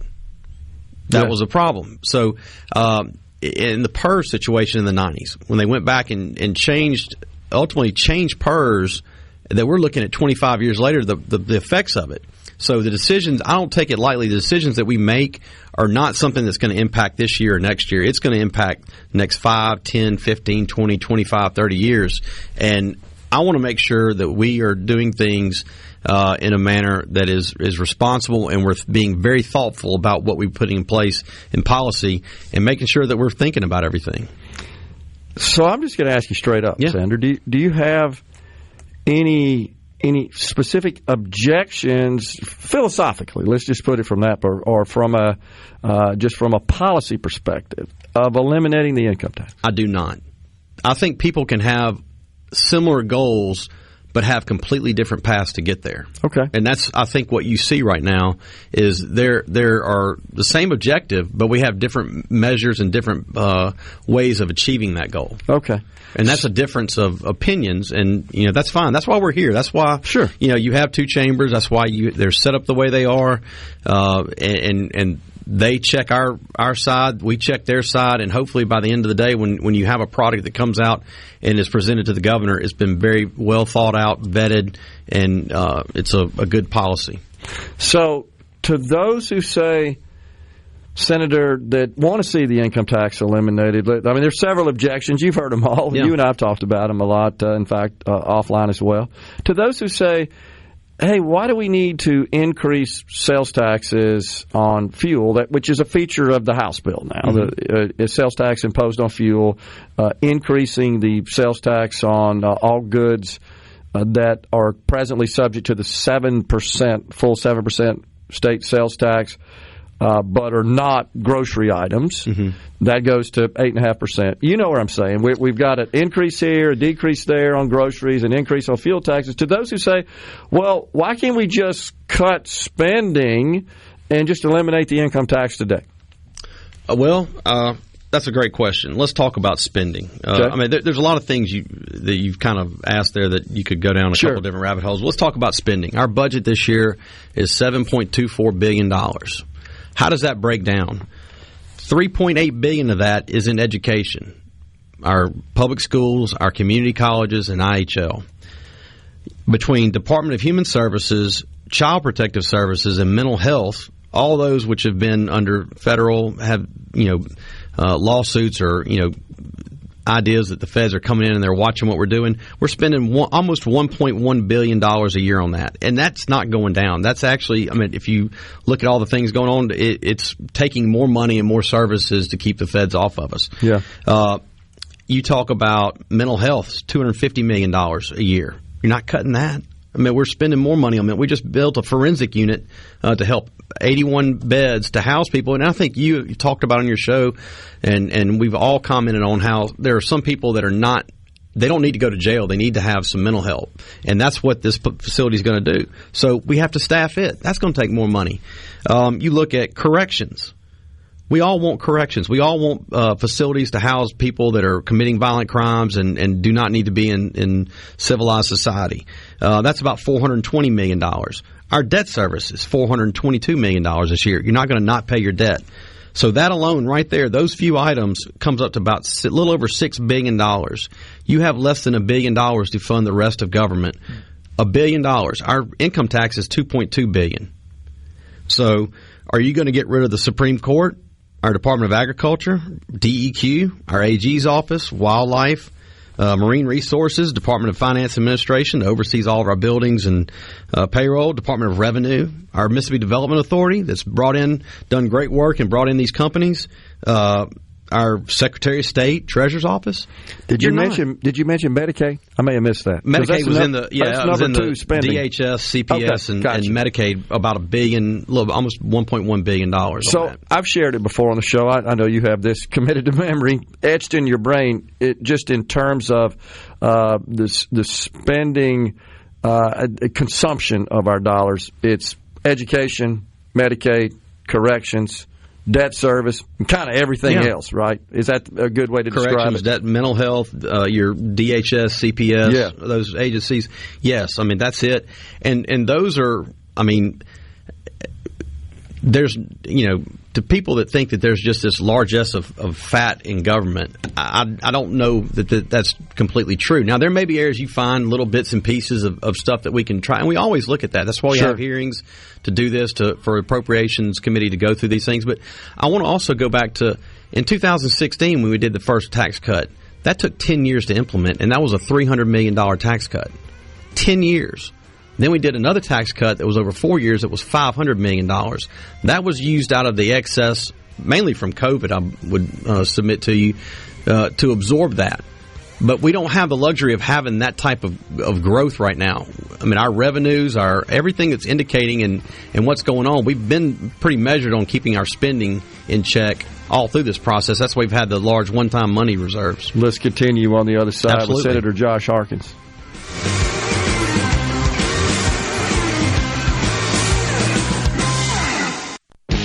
Covering the stories that matter most to Mississippians. Gerard Gibert. Middays with Gerard. SuperTalk Mississippi.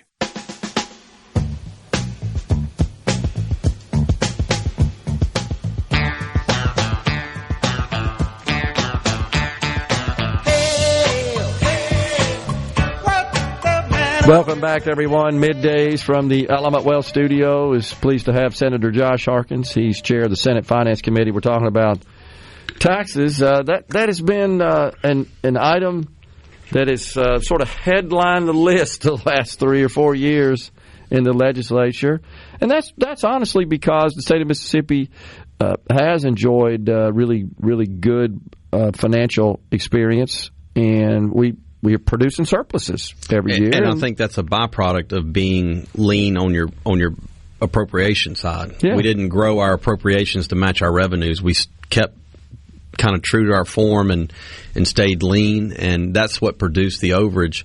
And that one-time money it has been used, and I think the thing that goes unnoticed is and unappreciated is the fact that we've used cash to pay for things instead of bonding and borrowing money on the state credit card. In 2020, we were about 4.6 and some change, a little over 4.6 billion in debt. After this year, we'll be about 3.6 billion. We paid off $1 billion in general obligation debt, and not authorized really any new bonds for spending on projects. And we've paid cash for a lot of projects. We've invested, in the last 2 years, I think almost $700-800 million in MDOT and infrastructure spending. And also in the projects that we put out into the communities across the state, lots of road, bridge, water, sewer maintenance spending, which is good for economic development. Okay, so back to it's $2.2 billion. We have two primary sources of revenue to fund general fund expenditures in the state: sales taxes and then income taxes. Sales and use tax and income tax. Well, I was just looking at the 2.8 from sales, 2.2 roughly from personal individual income taxes, and then we've got corporate income taxes, use taxes, $400 million or so, I think. A little bit more that goes to the general fund, yes. Yeah. And then we've got corporate income taxes, which are relatively small, two sales taxes, and then individual income tax. Yes. From a ranking perspective, sales taxes, individual income taxes, use taxes, use tax, and corporate tax. Yeah, okay. And there are other gaming, all these other. There are a couple of small amount of money revenue, sources. Income taxes currently account for almost 30% of total revenue. Correct. Right, 29%, something like that. And we're on track with respect to sine die estimates in the individual income taxes. I believe it's actually grown about 3 or 4% year over year. Corporate income tax is what's down substantially. It's about $140 million below this year, and sales tax I think is relatively flat. Right, year to date. I think according to we're about $80 million under our estimate. $80 million. Right, that's the latest report from LBO. So the question is, why can't we just eliminate the income taxes today, which means we no longer have $2.2 billion coming in to the general fund, and just make that happen and offset that with spending? You just went through a lot of the spending and how the money is divided and appropriated in the general fund, and a lot of the things that the legislature has accomplished with respect to funding of various needs, such as transportation. And then we got this PERS sort of Damocles kind of hanging over our head. But a lot of people just have this feeling, Senator, that, there's all kinds of fat and waste in government and we can go get rid of it. Now, I'll point this out. You're aware of this. The state auditor engaged an outside party, Boston Consulting, to come in and review. They're a consulting organization that has such a practice area where they review government spending, and they'll come back with their findings and report areas where waste can be eliminated. Candidates for that. I didn't know till yesterday in the rather contentious hour and a half hearing with the Senator Poe and the state auditor, that the RFP actually included a certain level, a certain value that they had to find and had to guarantee they would find in order to be awarded. I'm not sure if you're aware of that. I heard about that. And they came up with $350 million. So here's where I'm going. Yeah. We had an outside party that are subject matter experts in cutting fat out of government said, we found $350 million. Now, my experience in dealing with consultants like that is you could usually take their findings and half it at best. Yeah. That sounds good, but it's not practical. And when you see the other side and you learn the other aspects of it, okay, it sounds good, and you met your contract requirements by identifying, but we can't really do that. Well, let's just say 100% of that is true. Well, now we still got to find less than 1%. That's less than 1% of the income tax. Right. Every 1%, according based on 23 tax returns, 1% of the income tax is worth $407 million to cut. What? Not 1%. It's 2.2 billion. But that was on the higher income tax rate. So you're looking at not on 4%. You're looking at if you had it up to. I see what you're saying. The percent of the income tax rate. Yes. Income tax rate. Right. Pardon me. I talk something about a percentage of the total revenue. And every year revenue. that grows because you're having growth in income tax. Gotcha. So that rate just kind of gradually grows as you go further down the road. But based on the percentage of what 23's tax return was. And I guess that was 4. That was 5 because 4.7 was last 23 year. 23 was 5. 24 was 4.7. So 5 is 4.4. It was based on 5. Yes, 5. So you're looking at $407 million per 1% of the income tax. I got you. But it doesn't even cut 1%. But so let's just say that we were able to eliminate all $350 million in just terms of absolute value of dollars. We still need another $1.8 billion You've to cut make the numbers work. 0.8% of the income tax by eliminating it's that nothing. $350. It's nothing. And that's small. Assuming that all of that is doable. That 100% of it could be eliminated. I've said this on your show before, and I think we've talked about the anomaly that COVID was in the sense that, that year we cut budgets 5%. We dipped into the rainy day fund a little bit. I mean, it was, we were up $200 and something million in February of that year. And then March numbers came out, and I think we were down 60. I mean, it just dropped off the face. And we, had to make a lot of cuts, drastic cuts. We cut every budget, education, all of them, and dipped into the rainy day fund a little bit.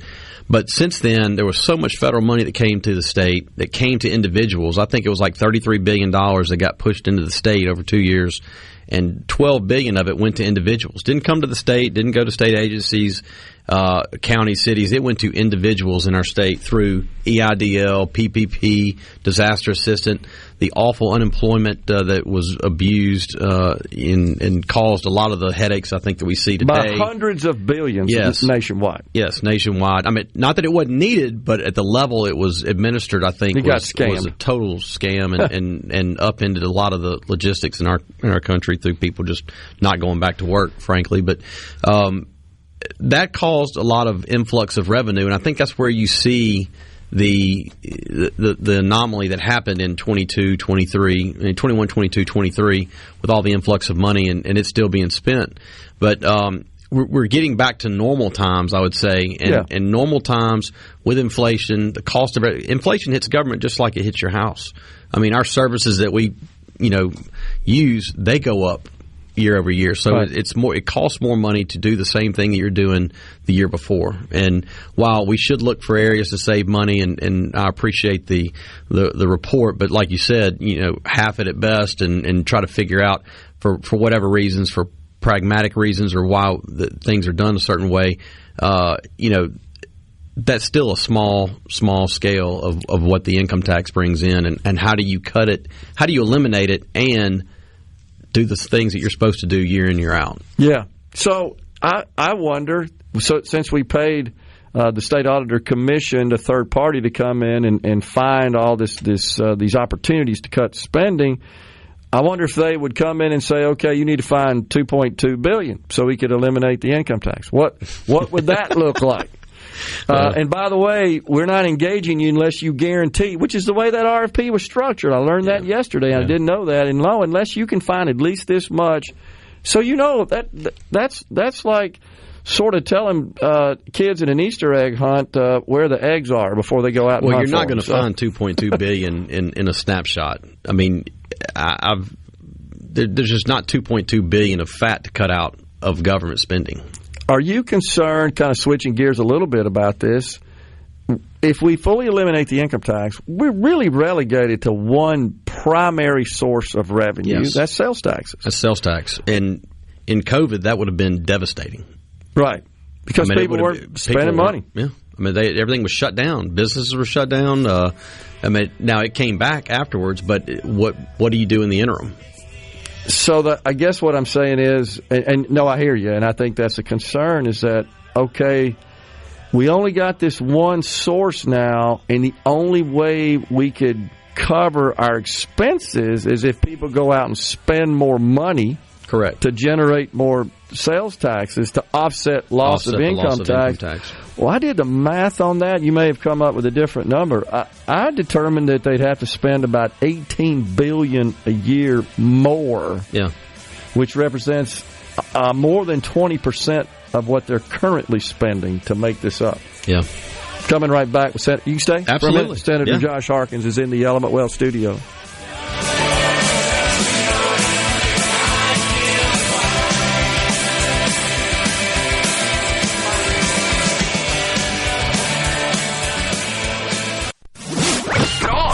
Middays with Gerard Gibert. It is on SuperTalk Mississippi.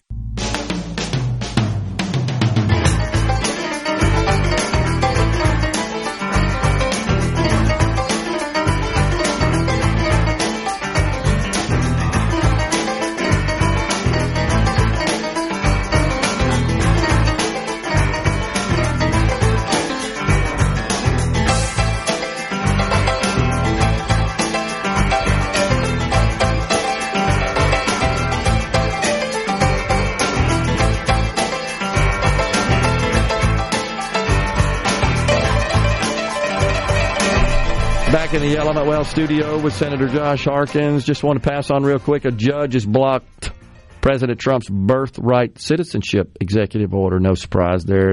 I'm sure that'll get caught up in a tangled web of legal action. Tangled web we weave, huh? So, all right. So, I just want to clarify again.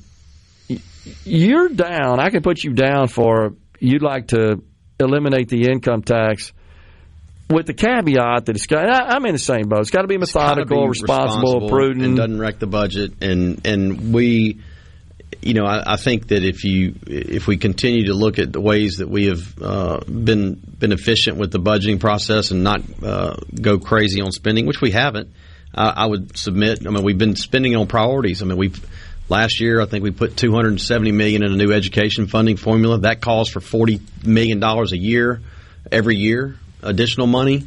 I mean, there's things that we've made priority that call for spending increases. Yeah. And that's what we've prioritized. And if the people would rather us not spend money on education and stick it somewhere else, they'll let us know at the ballot box next election cycle. But I think you ultimately want to. I want to lessen the burden on working folks. Okay. Absolutely. And eliminating and bringing down the income tax rate is a goal that a lot of us share. Some people don't have that view, and that's fine. But I think that we have a different path of getting there than our friends, and that's okay. That's why we come down every year and try to come up with a good policy and see what gets back. But look, regardless of what happens this session, I mean, taxes are getting cut this year, and taxes are getting cut next year. And anything that passes this year wouldn't go into effect until after next session. So you could theoretically, if the House passed this bill and we passed their bill next year, it would do the same thing that it does if you passed it this year. So there's not this urgency that something has to be done this year, but we can plan and see how things are going. And look, after December's revenue numbers, we'll have January's here pretty shortly. We'll have a good idea of how spending finished the year. So that's a good indicator of what things are looking like. So hopefully we'll have some good news. And just to reiterate for the folks out there, you're the personal income tax in the state of Mississippi in 2023. We eliminated the 4% bracket, and basically that meant we had one bracket, 5%, all taxable income above $10,000. And then that decreased to 4.7% for 2024. So to the folks out there, you're getting all your data together to prepare your tax return for the tax year, not the fiscal year, the tax year 2024 right now.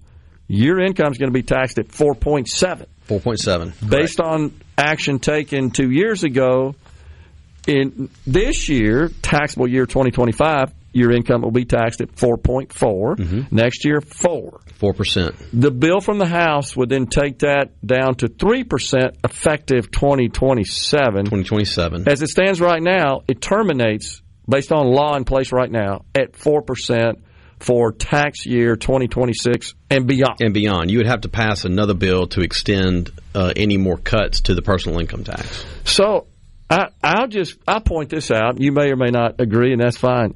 We already have a fairly low tax burden relative to the rest of the country. It makes it especially hard under those circumstances to cut even more taxes. I do agree with you. Okay. I mean, I think most people, if you ask most people what is a burden tax-wise, they'd say your federal taxes. No doubt about it. I mean, all day long. Twice on Sunday. Absolutely.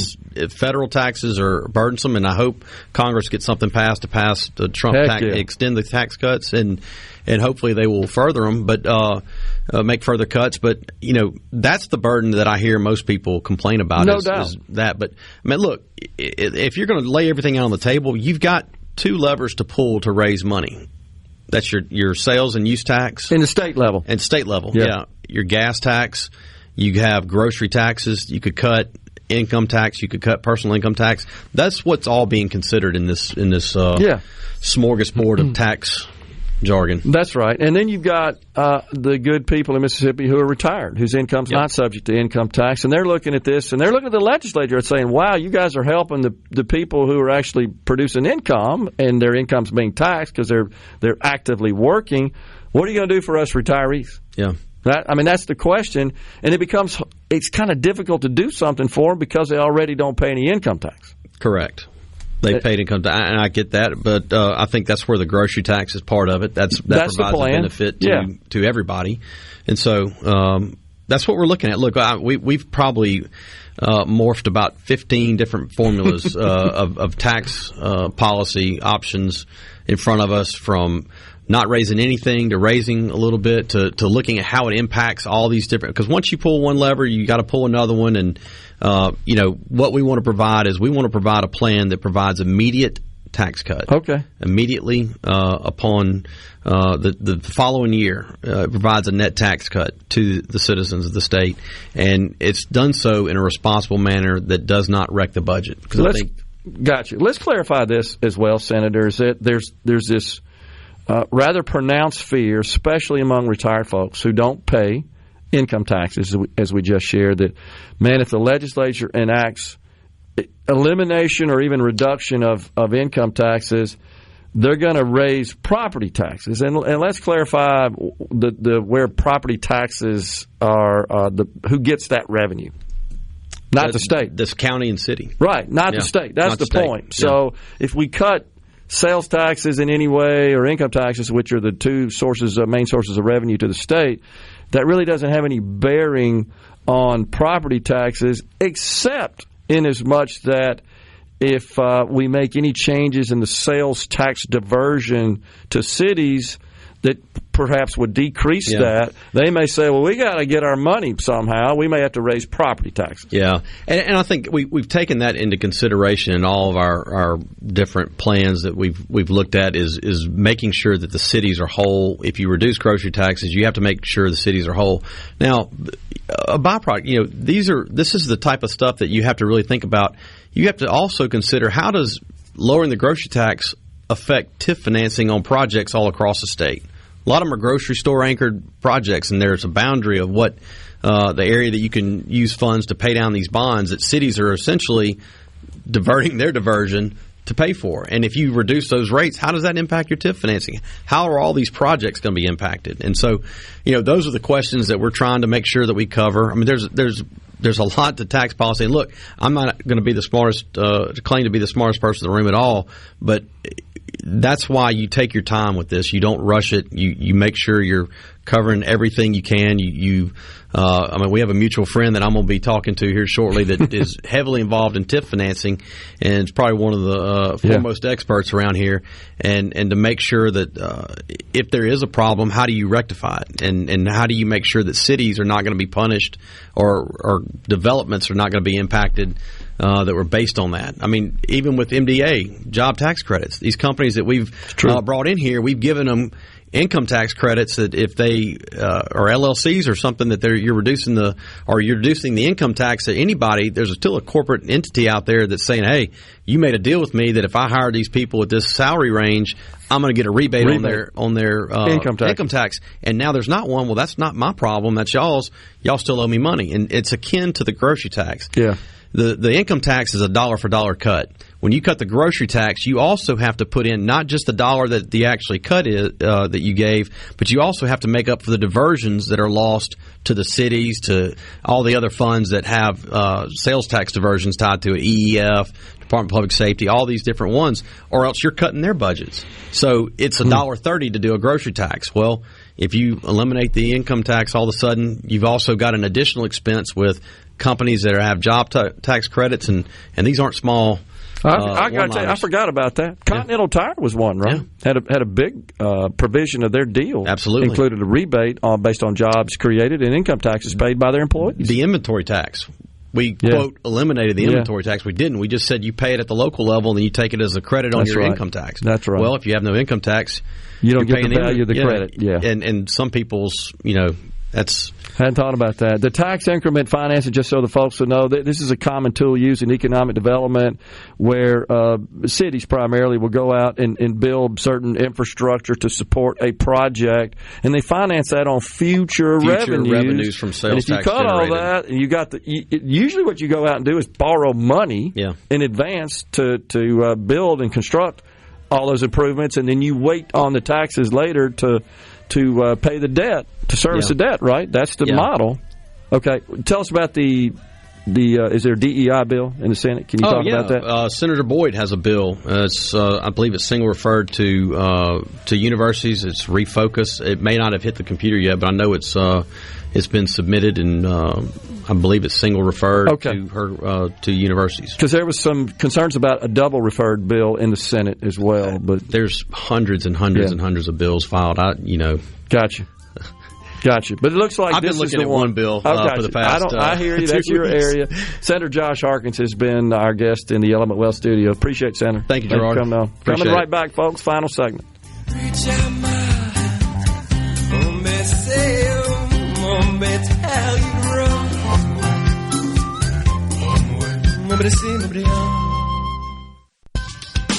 Middays with Gerard. Good for America. Good for fans of justice and truth. Good for us. SuperTalk Mississippi. This is what we stand for.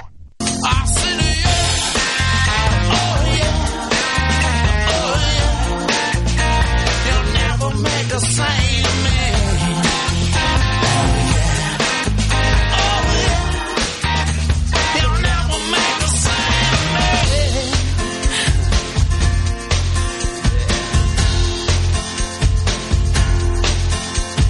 Could you stand the torture?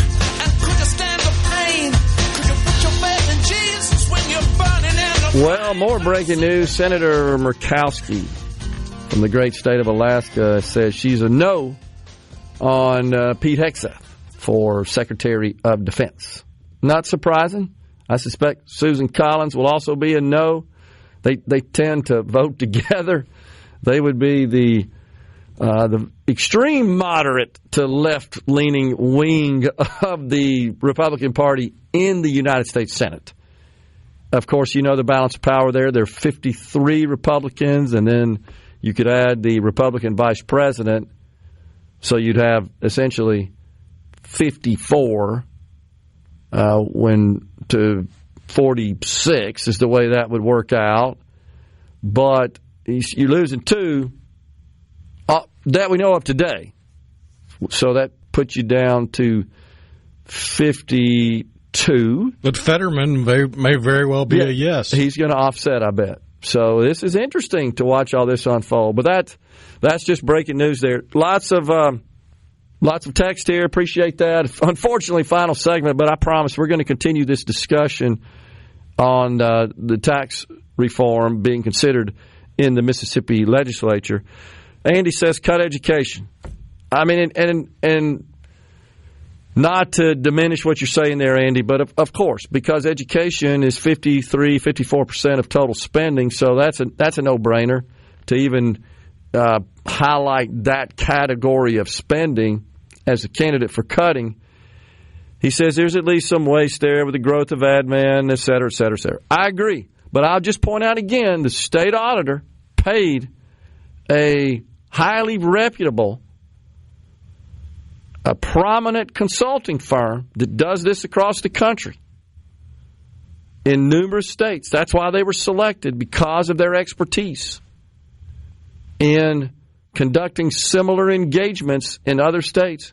And they came up with $350 million. Now, that's a lot of money, and I'm for cutting all wasteful spending. I'm simply saying that that's not enough to cut the income tax cold turkey in one fell swoop of $2.2 billion. You still got to find $1.7 billion in change. And that's assuming 100% of their recommendations could be acted upon. 100%, you know that's not likely. And that included significant cuts to education. And I know, Andy, everybody says that. It's a start. But again, my point is in response to those who say, let's cut spending right now and let's fully eliminate the income tax today. And so my response is, okay, the auditor's given us a blueprint. Here's $350 million. We're cutting $2.2 billion. Now what? And what would happen is we would be unable to meet our Medicaid obligation, which means we would lose, hear me carefully here now, $8 billion from the federal government. That's how crazy this Medicaid stuff is. That is the number 2 spending category in the state. It is in virtually every state, by the way. If you look at every state's budget, you'll see education, Medicaid, education, Medicaid. It's an expensive program. In Mississippi, unfortunately, we have the lowest per capita income in the country. The silver lining is we get the most money from the federal government in terms of a percentage of cost covered by the federal government for our Medicaid program. That's not a distinction to brag about. It's 78%, by the way. And we chip in 22%. And that's about $1 billion a year of state money. We could certainly exit the Medicaid program. 740,000 Mississippians would be without health care coverage. They're still going to show up in the hospitals. They're still going to get medical treatment services, and the hospitals are going to eat it, or they're going to pass it on to you in their private premiums, which is to a great extent what happens now. So that's not a tenable model.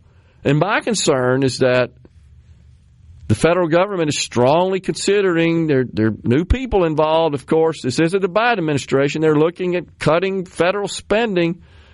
The Department of Government Efficiency, by the way, which now only has Elon Musk involved, as predicted, did I predict it?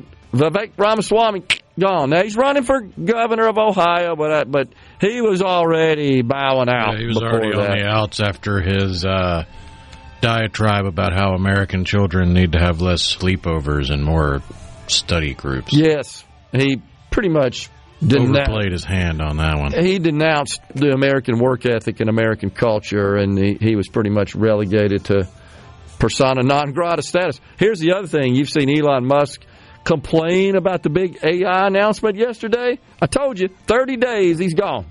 But the point is, we could see significant cuts in federal dollars in the Medicaid program in Mississippi that the state of Mississippi would have to cover. We're out of here today. Thanks so much for joining us. Back with you tomorrow. Until then, stay safe and God bless.